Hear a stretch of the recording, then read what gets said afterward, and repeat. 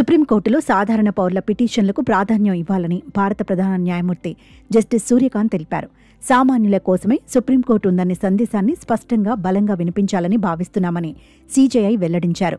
సాధ్యమైనంత త్వరగా వ్యాజ్యాలు పరిష్కారమయ్యేలా చూడటం, ఏకీకృత జాతీయ న్యాయ విధానం, పెండింగ్ కేసుల్లో శరవేగంగా తీర్పులు వచ్చేలా చేయడం తన ప్రాధాన్యాలుగా సీజేఐ జస్టిస్ సూర్యకాంత్ పేర్కొన్నారు.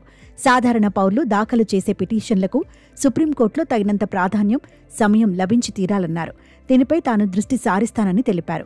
కక్షిదారులపై ఆర్థిక భారాన్ని తగ్గించేలా చూస్తామని సీజేఐ వెల్లడించారు.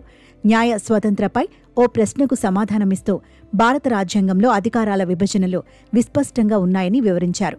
న్యాయ, శాసన, కార్యనిర్వాహక వర్గాలకు వాటి పరిధులు, పరిమితులు తెలుసని సీజేఐ జస్టిస్ సూర్యకాంత్ తెలిపారు.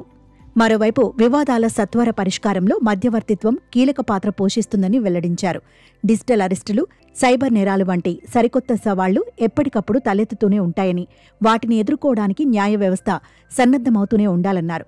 కాలానుగుణంగా భారతీయ న్యాయ వ్యవస్థ కూడా మారుతోందని సీజేఐ జస్టిస్ సూర్యకాంత్ చెప్పారు.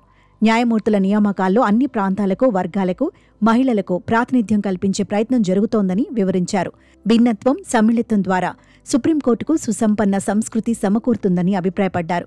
భారతీయ న్యాయ వ్యవస్థ, ప్రజాస్వామ్య వ్యవస్థలకు ఉజ్వల భవిష్యత్తుందని సుప్రీంకోర్టు ప్రధాన న్యాయమూర్తి జస్టిస్ సూర్యకాంత్ తెలిపారు.